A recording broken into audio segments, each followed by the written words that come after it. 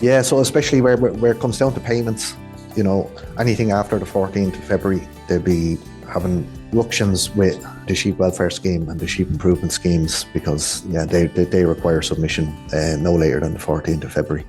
Hello, I'm Kieran Lynch and welcome to OviCast, the Teagasc Sheep podcast.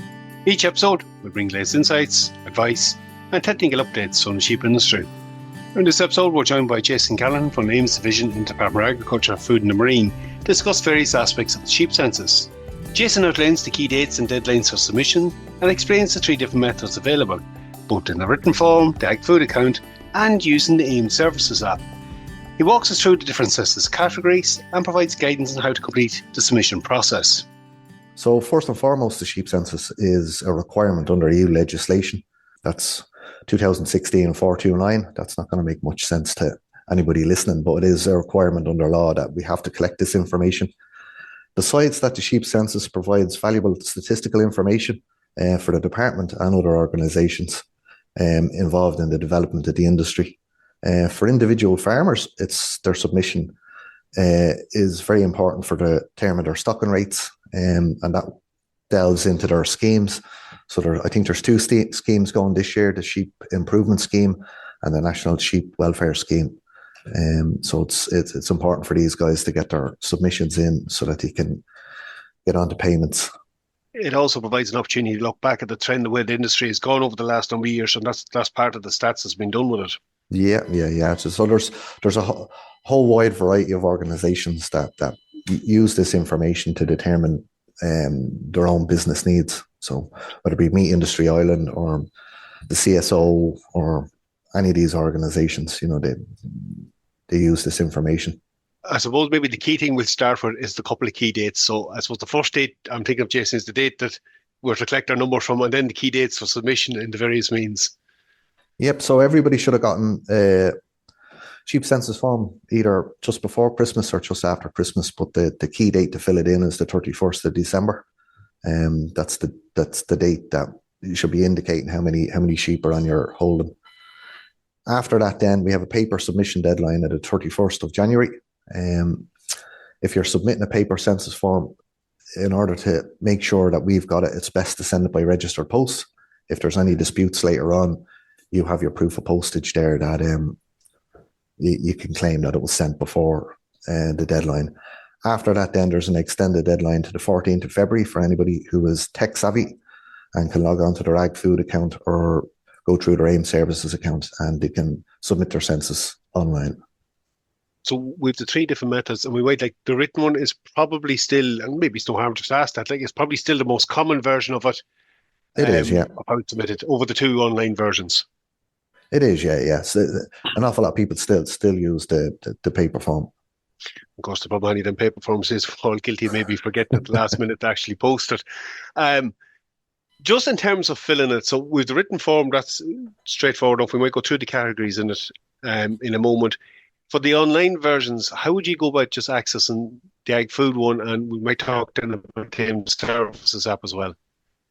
Yeah, so logging onto your Agfood account, once you're signed in, you'll get your drop-down menu on the left-hand side. You're looking for animal identification and movement. Once you click into there, you're brought into the Ames system. There's a small little warning or continue message. Once you click that, then you'll be brought across what you envisage is a blank screen, but up the top left-hand corner, you'll see census. And when you click on that, you can click view and then submit. And that'll give you a digital version of the paper version. And you just fill in your details as you would your paper version. Make sure you get down to the bottom and click submit. Of course, once you've clicked submit, you can go back up to the top and view your census to make sure that you've submitted it. So doing the online version gives you the peace of mind that you have actually submitted it and submitted it within the deadline. I think it's similar for the app. It's important, and you touched on it, to actually make sure you submit it and go back and view that it is actually gone in is a key step in that process too. Yeah. Okay. Yeah. So in previous years, we have had people dispute the fact that they did it online, and when you look through, then they've forgotten to hit that submit button down the bottom. One of the really common problems that could happen. Maybe the Ames Services app might be as familiar to a lot of people, and it's something that you're kind of pushing a bit harder at the moment. What is that and how would you go about getting it?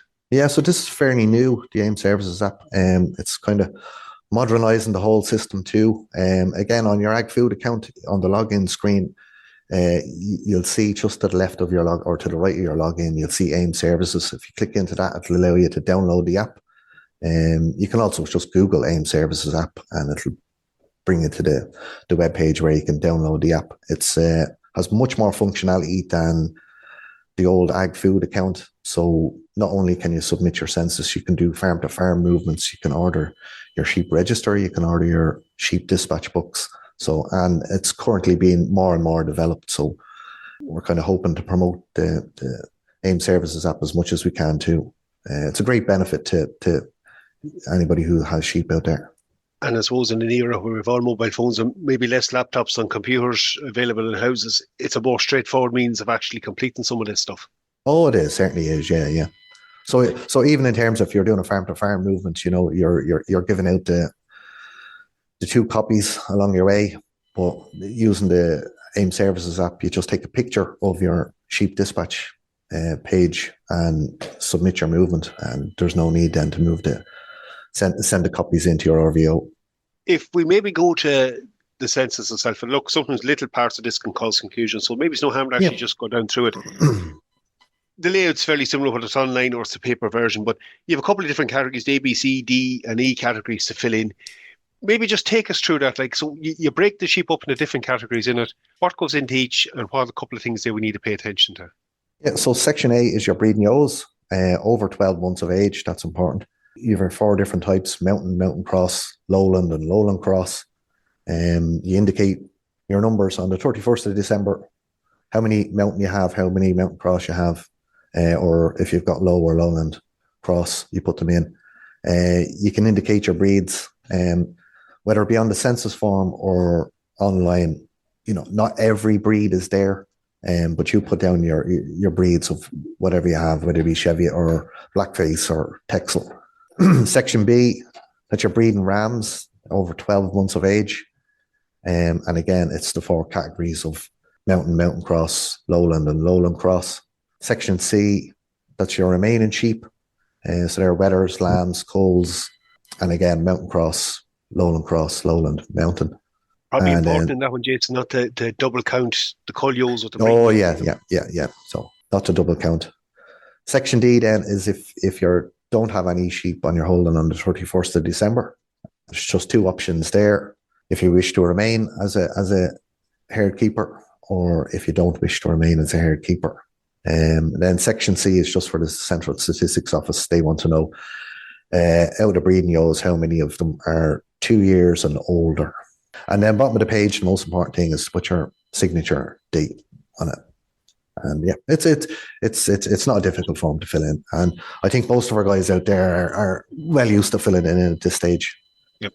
So look, again, closer to this date, you do it easier. There's a wee bit less change in animals being sold or passing on in the flock. In the online version, obviously, you can amend it if you make a slight error. In the paper version, just need to really be sure you have it there. You touched on the one there, like for somebody who maybe had sheep finishing lambs and they're gone prior to Christmas, they can go back in again and stay as a flock owner. And if they're got out completely, obviously then they take the box for out.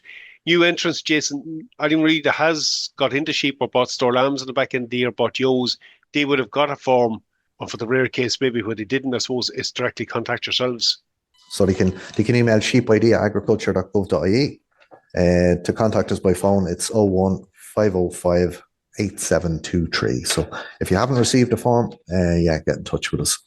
So yeah, just to say that anybody in the month of December and right up until the 31st of December, we were watching anybody that's newly registered in and making sure that they got sent out their sheep census form. Jason, in the best will in the world, people can maybe forget the post. If we know this happens, we can forget to submit online. It can go in later online. We know that it'll go in later, but there will be penalties apply. As well, the thing is to get as soon as to the date as you can on before. Yeah, so especially where it comes down to payments, you know, anything after the 14th of February, they'll be having ructions with the sheep welfare scheme and the sheep improvement schemes because they require submission no later than the 14th of February. So look, it's an important task. It's a task really shouldn't be left at the last minute to complete. No. Jason, what I might do is I might include that email in the show notes for anybody that has run in difficulty and needs to contact yourselves. And other than that, look, thank you very much for going through that. And for those that are attending sheep conferences, whether it be the lowland ones or the hill ones, they'll get an opportunity to see a quick demonstration of lame services. Yep, they certainly will. Jason, good having you on. Appreciate your time. Listen, thanks a million. We leave it there for this episode. I have included a link in the show notes to that email contact we discussed. Should you run into any difficulty submitting your sheep census this year, that's the sheep ID at agriculture.gov.ie. So you'll find that in the show notes. That's it for me for Update Summer Sheep Programme. Keep an eye on our Twitter page at Teagasc Sheep. I'm Kieran Lynch. Thanks for joining us. Don't forget to subscribe and follow us wherever you get your podcasts.